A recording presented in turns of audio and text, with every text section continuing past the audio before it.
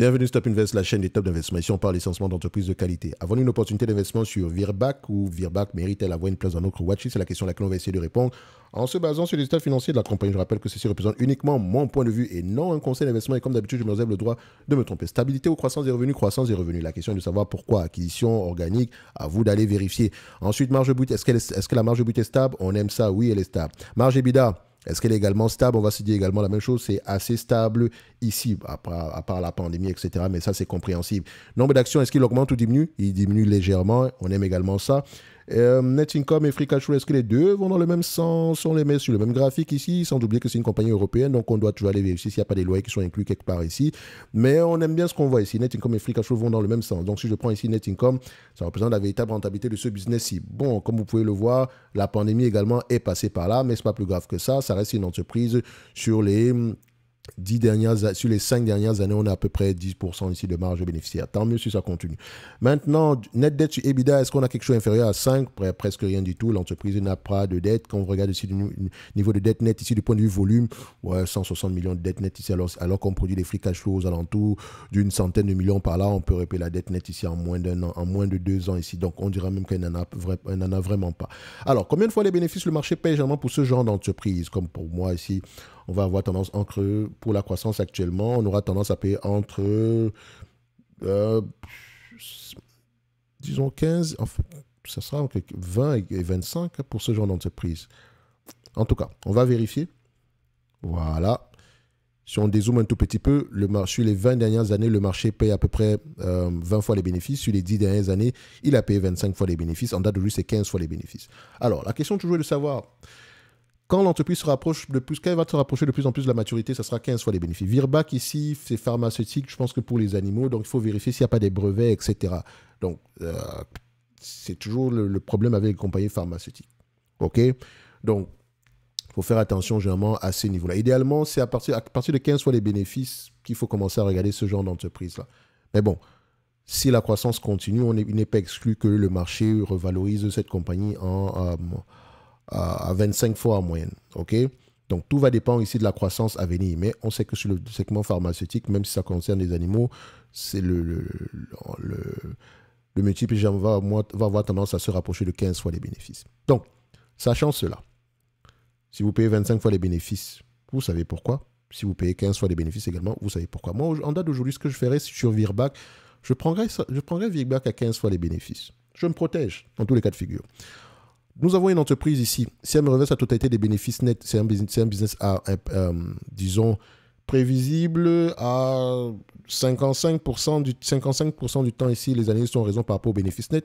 En termes de free cash flow, c'est également 55% du temps. Donc, faites attention avec les prévisions ici. C'est vraiment ça le problème. Il n'y a pas assez d'analyse sur le dossier. Si ils sont nombreux, mieux c'est. 7, c'est pas mal, mais c'est différent de certaines entreprises. Vous allez trouver une vingtaine, une dizaine d'analystes ici. OK? Donc, il faut faire attention. Alors, en date d'aujourd'hui, si Virbac m'intéresse, parce que je sais que généralement, on aime bien uniquement entendre les bonnes nouvelles. Oh, Thierry a dit d'ici 2027, si tout se passe bien, vu qu'il a accès à Fastgraph, on pourrait s'atteindre à 25 € l'action.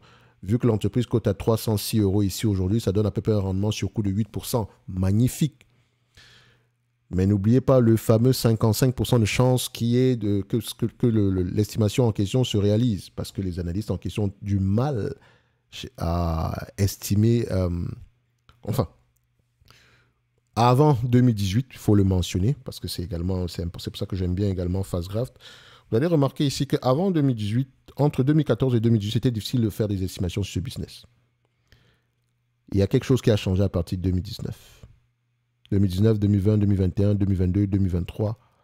Mais c'est assez récent. Donc, il faut essayer de voir ici, est-ce qu'on a découvert un nouveau médicament sous brevet qui se vend très, très bien? Voilà, c'est important à aller regarder. OK? Il ne faut pas juste s'asseoir et se dire, oh non, les chiffres, c'est ça. Parce qu'on peut faire dire aux chiffres ce qu'on veut. Si je viens de m'asseoir ici, je vous dis, vu que le marché paye 25 fois les bénéfices, c'est 25 fois, donc ça vaut 600 $, donc le prix sera plus élevé ici. C'est possible. Mais on sait que 25 fois les bénéfices, c'est quand une entreprise, c'est tant que la croissance est au moins à double chiffre. Et vu qu'on vend des médicaments ici, Donc, on a également affaire à des brevets. Enfin, la date, l'expiration des brevets également peut avoir tendance à nous toucher. Donc, ce sont des informations que je vais chercher en primeur.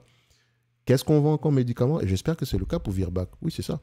Qu'est-ce qu'on vend comme médicament en priorité? À qui est-ce que ça s'adresse? Est-ce que c'est pour des animaux de compagnie? Est-ce que c'est pour l'élevage? Bref, quelle est la date d'expiration de ces brevets-là? Je vais poser le maximum de questions possibles. Il ne faut pas juste que je m'asseye et me dire que 25 fois les bénéfices, machin, truc, non. Ça, c'est pas comme ça qu'on fait une analyse fondamentale. Je constate les chiffres ici. Est-ce que c'est une entreprise qui pourrait mériter une place dans ma watchlist? Pour le moment, la réponse, c'est oui. Maintenant, en termes d'évaluation, j'ai choisi 15 volontairement. Je dis bien volontairement. Ça peut aller bien plus loin que ça, mais je choisis 15. Ça me donne déjà un truc, quelque chose autour de 311 euros. Si le marché repaye, continue à payer 25 fois les bénéfices, tant mieux. On pourrait doubler à partir d'ici. Donc, conclusion, le prix actuel est très intéressant. Donc, ça peut être une entreprise intéressante à aller regarder en profondeur. Vous avez vu, la dernière fois, j'ai mis 443 euros ici. Je crois même que j'étais à 20 fois les bénéfices à cette période-ci. Mais je vais regarder 15 fois les bénéfices dans tous les cas de figure. OK? C'est également le but ici de la watchlist. Au moins, vous savez pourquoi est-ce que je pense que l'entreprise... pourquoi est-ce que j'ai mis le chiffre en question au niveau de Virbac. Alors, comme je l'ai dit, je viens là. Je ne prends pas en considération la dette parce qu'elle a les moyens de repayer ça en un an. Donc, ça fait 371 euros. Et donc, je viens dans ma watchlist. Ici, Virbac, voilà, 371. 371. Tout en mentionnant qu'à ce prix-là, ça reste intéressant. OK? À 371 euros, ça reste intéressant. Imaginez qu'on était à 371 euros ici en date d'aujourd'hui. Est-ce qu'on aurait dit, oh non, c'est correct, l'entreprise est surévaluée? Non, le prix est juste correct. Et maintenant, toute revalorisation des multiples sera que du bonus. Toute croissance des revenus, ça ne sera que du bonus. Comme vous l'avez vu, il y a une croissance tantôt ici. Et également une croissance des bénéfices. Maintenant, à nous d'aller vérifier d'où est-ce que ça provient, est-ce que c'est durable, appliquer nos jugements et se faire notre propre un avis sur la compagnie. Donc, je viens ici, je mets la date d'aujourd'hui, voilà, et boum. En termes de dividendes, est-ce que l'entreprise a les moyens de payer ce dividende? Bien sûr. Est-ce que ça vaut la peine de continuer à parler du dividende ici? Ils peuvent, en termes de free cash flow, ils peuvent verser en date d'aujourd'hui 4,46%. Ils versent en termes de dividende 0,47%. Donc, le dividende ici va avoir tendance à croître. Donc, il serait intéressant également de voir le rachat d'actions. Mais vu la base le nombre d'actions en circulation en date d'aujourd'hui, ça m'étonnerait qu'ils aient la possibilité de continuer à racheter des actions. Donc, ce ne serait pas fou ici d'augmenter ce dividende-là. Mais n'oubliez pas une chose, ça reste une entreprise qui vend des médicaments. Et donc, là, le pôle recherche et développement est déterminant. C'est qui représente une dépense en capital de manière générale pour ce genre d'entreprise. Bref, comme je l'ai dit tantôt, le lien vers la watchlist est en description de la vidéo. C'est également un moyen pour vous de soutenir la chaîne. Ce n'est pas un abonnement, c'est un tarif unique ici. Et donc, dans la watchlist, vous avez la possibilité de demander également des mises à jour si ça date si ça date de plus de 3 mois, si l'entreprise vous intéresse de manière générale, et avoir la certitude que ça va être fait. Donc, pour moi, cette compagnie, Virbac, le prix actuel est très, très intéressant. Voilà.